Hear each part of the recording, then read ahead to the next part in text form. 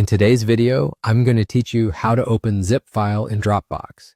By the end, you'll know exactly how to extract a zip file right inside Dropbox so you can access its contents without downloading extra tools.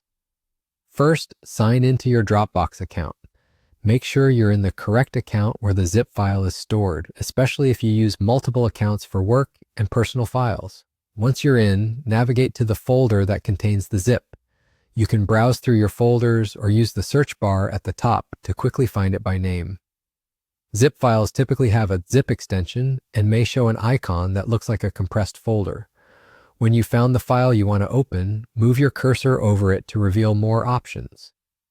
On the right side of the file, click the three dots, sometimes labeled as the More button.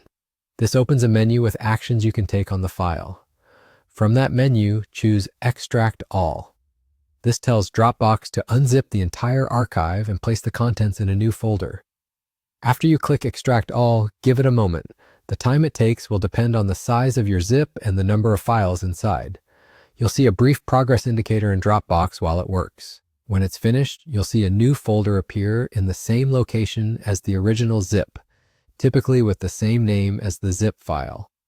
Open that new folder to view everything that was inside the archive: documents, images, subfolders, and more, ready to preview, share, or organize just like any other files in your Dropbox. A quick note: extracting creates additional copies of the files, so make sure you have enough storage space in your Dropbox.